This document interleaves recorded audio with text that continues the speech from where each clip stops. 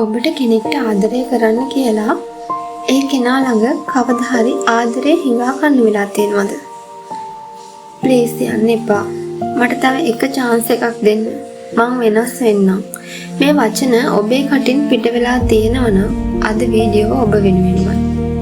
අපි ආදරය කියන නාමයෙන් සමහර වෙලාවට අපේම වටිනාකම නැති කරගන්නවා. අපි හිතනවා තව ටිකක් උත්සාහ කළොත්, තව ටිකක් ඉවසුවොත්, තව ටිකක් කැප වුණොත් ඒ කෙනා වෙනස් වෙයි කියලා. නමුත් ඇත්ත වෙනස්. සමහර අය ඔබේ ආදරය අගය කරන්නේ නැහැ. ඔබ වැඩියෙන් දෙන තරමට ඔවුන් එක සාමාන්‍ය දෙයක් විදියට දකින්න පටන් ගන්නවා. ඒ නිසා අද අපි කතා කරන්නේ ආදරය වෙනුවෙන් කිසිදා හිඟා නොකළ යුත්තේ ඇයි? ඔබේ වටිනාකම ආරක්ෂා කරගන්නේ කොහොමද සහ ඔබට සැබෑවටම ආදරය කරන කෙනා හඳුනාගන්නේ කොහොමද කියලා.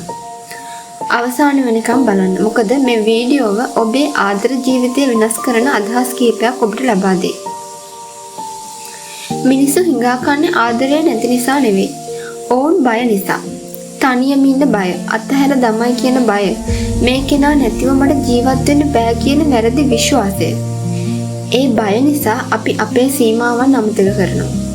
නිතරම මැසේජ් කරනවා, රිප්ලයි එකක් නැත්නම් තවත් මැසේජ් එකක්. ඊට පස්සේ කෝල්, ඊට පස්සේ තවත් කෝල්. අවසානයේ මම මොකද්ද කරපු වැරද්ද? ඇත්තටම සමහර වෙලාවට ඔබ කිසිම වැරද්දක් කරලා නැහැ. වැරද්ද ඒකයි. ඔබ ඔබව අමතක කරලා තිබුණා. කෙනෙක් ඔබව තෝරන්න කියලා ඔබේ වටිනාකම ඔප්පු කරන්න ඕනේ නැහැ. ඔබට වටිනාකමක් තියෙනවා නම් ඒක ඔප්පු කරන්න අවශ්‍ය නැහැ. අපිට දෙයක් අහිමි වෙන්න යනකොට ඒක අල්ලගන්න හිතනවා. ඒක ස්වභාවිකයි.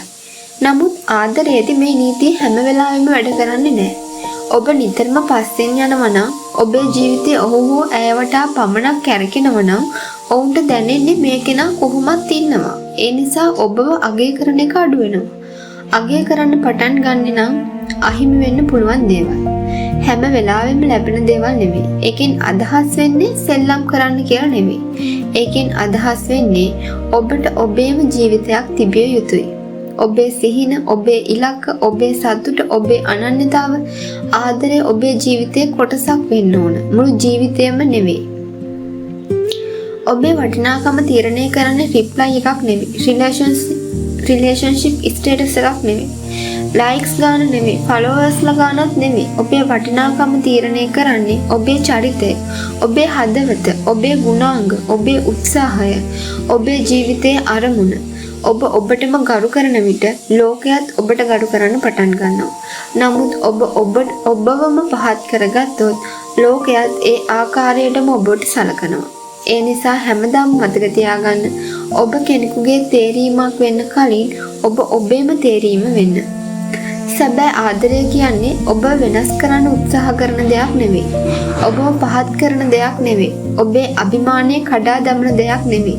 සැබෑ ආදරය ඔබට ආරක්ෂාවක් දෙනවා, ගෞරවයක් දෙනවා, නිදහසක් දෙනවා, සමන් දෙනවා. ඔබේ හැඟීම් නොසලකා හරින්නේ නැහැ.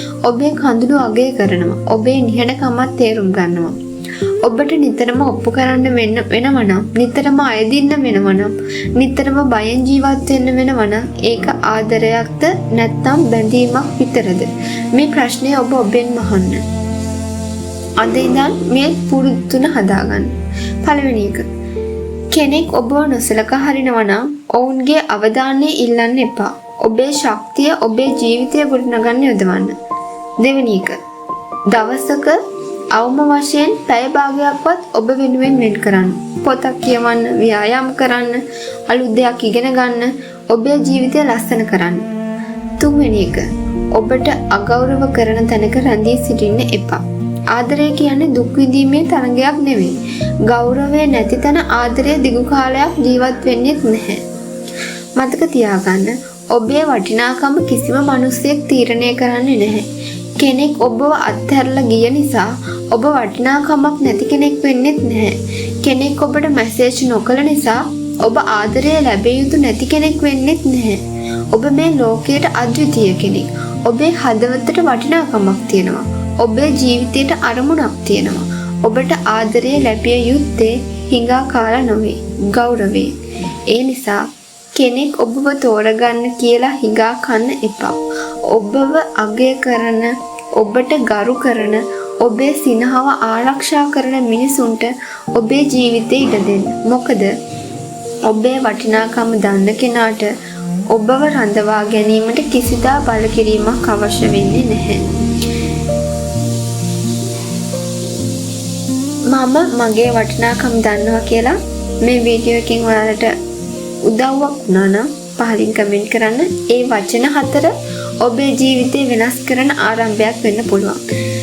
ඊළඟ වීඩියෝවේ නැවත හමු වෙමු. සුබ දවසක්.